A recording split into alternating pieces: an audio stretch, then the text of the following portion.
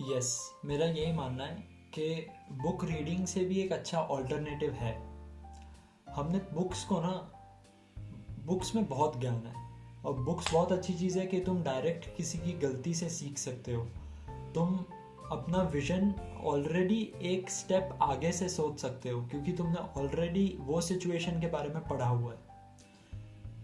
अब मान लेते हैं कि तुम पढ़ रहे हो फिलोसॉफी या साइकोलॉजी। तुमने, ठीक है, अब फिलोसॉफी और साइकोलॉजी में क्या है कि किसी ने लिखा है, डॉक्टर हो साइंटिस्ट हो, ठीक है तो इंसान ना, उसने लिखा है और अब तुम पढ़ रहे हो। बट वो उस इंसान का ऑब्जर्वेशन है, वो उस इंसान ने कहीं पे ऑब्जर्व किया था और उसने लिखा। हालांकि ऐसा भी होता है कि तुमने किसी साइंटिस्ट की लाइन पढ़ी, किसी डॉक्टर के बारे में कोई रिसर्च पेपर पढ़ा and then you are like हाँ मैं इसमें कुछ ऐड कर सकता हूँ और फिर तुम करते हो, that is a different thing. But सिर्फ बुक पढ़ना हमेशा के लिए isn't right for me, to be very honest. मैं इस बात पे मानता हूँ क्योंकि तुम किसी और का ऑब्जर्वेशन पढ़ रहे हो। उस इंसान ने वो बुक तब लिखी जब उसकी आंखें खुली थी, जब वो ऑब्जर्वेशन कर रहा था, जब वो ऑब्जर्व कर रहा था। Why don't you observe? मतलब दुनिया ही है ना, तुम अपना पर्सपेक्टिव क्यों नहीं सोच सकते? बहुत अच्छी बात होती है कि तुम्हारे नॉलेज में काफ़ी लोगों का पर्सपेक्टिव है। इनफैक्ट शेक्सपियर का ये कोट था शायद, मतलब शायद, मुझे कंफर्म नहीं है, पर ये कोट तो ज़रूर है कि मैं जीनियस इसलिए कहलाता हूँ, ज़माना मेरे को जीनियस इसलिए बोलता है क्योंकि मैं दुनिया को उन लोगों की नज़रों से देखता हूँ जो ऑलरेडी जीनियस है। जस्ट इमेजिन कि तुम मान लेते हैं ये जो बुक है क्राइम एंड पनिशमेंट, इसके ऑथर ने जिस तरीके से दुनिया को बताया है, तुम उस विजन से देख रहे हो और मान लेते हो विजन भी पॉजिटिव है, so it's good. You already have something in your mind जो ऐड कर रहा है तुम्हारे, क्या कहते हैं, थॉट प्रोसेस में। तुम्हारे थॉट प्रोसेस में एक बहुत ही एक्सपीरियंस्ड इंसान का क्या कहते हैं, एक स्टेटमेंट है, एक ऑब्जर्वेशन है ऑलरेडी। तो तुम इस दुनिया को कंपैरेटिवली जल्दी समझोगे जिन्होंने शायद वो बुक नहीं पढ़ी। But do you really think तुम ये लाइफ टाइम करोगे? कि लाइफ टाइम तक तुम, जो एक्चुअली तो जीनियस है, बट जो जीनियस है, व्हाट अबाउट यू? मेरा ये मानना है कि ये जो काफ़ी फिलोसॉफी है ना, इसको अगर तुम थोड़ा सा रुक के बुक्स ना पढ़ो, कोई वीडियो ना देखो और तुम अपनी आंखों से इस दुनिया को देखो और तुम दुनिया को समझो। तुम्हारा पहला दिन ऑब्जर्व करने का जो भी होता है, तुम लिखो एक बार कि मैंने आज ये देखा दुनिया में, मेरा ये ऑब्जर्वेशन है, क्या गलत है इसमें? क्योंकि आई डोंट थिंक तुम 50-60 की एज तक हमेशा ही बुक्स पढ़ते रहोगे और सिर्फ बुक्स पढ़ोगे। तुम क्या ऐड कर रहे हो? तुम बुक के साथ डिस्कस नहीं कर सकते तो वहां पे एक अपने आप ब्लॉक आ जाता है। तुम शायद, तुम्हारे मन में क्वेश्चन भी आते होंगे बट तुम बुक पढ़ते वक्त यू आर लाइक ओके ठीक है, इसने ये लिखा है, ओके। बट अगर वो बात तुम्हारे सामने कोई इंसान बोलता तो तुम सोचते उस बारे में और तुम सवाल करते। वो सवाल तुम किताब से नहीं कर सकते। इसलिए जब तुम किताब और कोई यूट्यूब वीडियो, जिससे फॉर श्योर तुम्हें नॉलेज मिलेगा, लेकिन जब तुम उसको हटा के खुद सोचते हो ना, तब तुम खुद से सवाल पूछते हो क्योंकि तुम्हारे पास कोई और सवाल पूछने के लिए नहीं है। और जब तुम खुद से सवाल पूछते हो, that is the most beautiful thing. भगवान ने हमको दिमाग दिया है, हमको अलग बनाया है सिर्फ इसलिए। भगवान चाहते हैं कि हम एक अपना पर्सपेक्टिव रखें, हम खुद ये सोचे कि हमारा मानना क्या है। हमको नॉलेज सारी होनी चाहिए पर हम खुद को इग्नोर थोड़ी ना कर सकते। तुमने किसी की बुक पढ़ी, तुमने उसके बारे में पढ़ा, तुम खुद की बुक कब लिखोगे? तुम खुद को ऑब्जर्वेशन कब लिखोगे? मैं ये नहीं कह रहा बुक लिख के पब्लिश करो, ऑब्वियसली दैट्स अंडरस्टूड, बट तुम्हारा खुद का अलग ऑब्जर्वेशन हो सकता है ना, कि तुम दुनिया के बारे में ये सोचते हो, ओके मेरा नाम श्रेयस है, मैं तो ऐसे सोचता हूँ।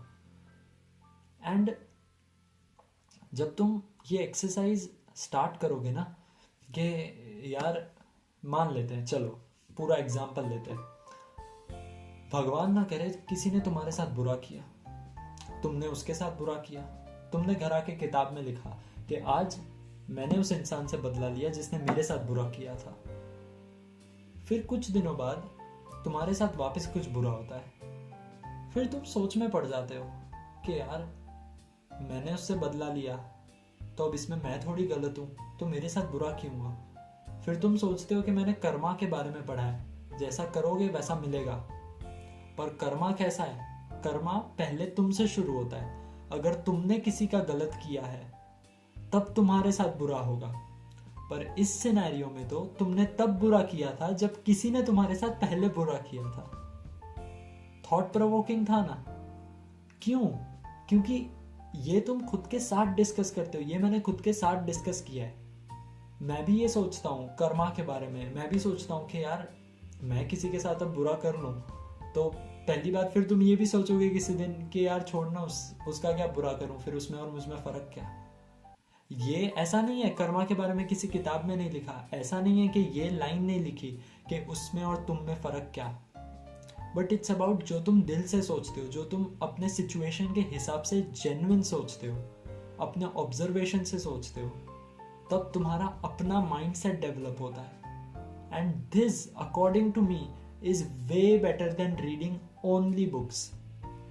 ऐसा नहीं है मैंने किताबें पढ़ना छोड़ दिए, मैं किताबें पढ़ता हूँ, ज़रूर पढ़ता हूँ, लेकिन मैं ये भी सोचता हूँ कि मेरे मन में क्या सवाल है। और ये तो बस खैर मेरा नेचर है कि मैं ऐसे थोड़ा क्वेश्चन करता हूँ, बट दिस इज ब्यूटिफुल, है ना। तुम फिलोसॉफी पढ़ो। अब चलो इस बारे में बात करते हैं, पर ये वीडियो फिर 2-3 टैंजेंट पे चली जाएगी।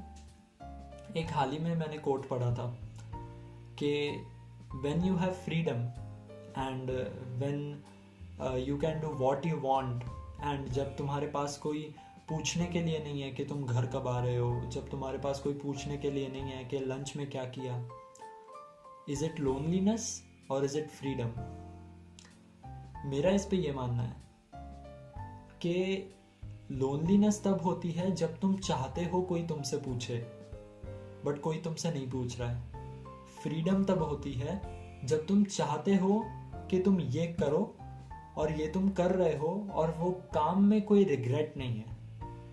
ये मेरा मानना है, राइट। मैं सोचा था कि इस पे कभी पूरी वीडियो बनाऊंगा, but I am just in the flow, तो मैं कह रहा हूँ कि मेरा यही मानना है। लोनलीनेस तुम अकेले तब हो जब तुम चाहते हो कि तुम्हारे साथ एक भीड़ हो, जब तुम चाहते हो तुम्हारे साथ लोग हो, लेकिन अगर लोग नहीं हैं इसका मतलब तुम अकेले हो। लेकिन जब तुम चाहते हो, और ये ऑनेस्ट रखना, थोड़ा खुद से ही पूछना, किसी और को इन्वॉल्व मत करना, वरना हो सकता है तुम शर्म में कोई और जवाब दो कि नहीं मैं तो चाहता हूँ मैं अकेला ही रहूँ, बट ठीक है, so this is quite a personal question. लेकिन जब तुम चाहते हो कि तुम्हारे साथ कोई ना हो, जब तुम चाहते हो अपना खुद का टाइम, एंड जब तुम्हें वो मिले, that is freedom according to me. And I am only 18 right now. मैं कोई चाइल्ड कार्ड नहीं खेल रहा कि मैं तो सिर्फ 18 साल का हूँ, बट हो सकता है ये थियरी चेंज हो जाए, कभी चेंज होगा तो मैं बता दूंगा।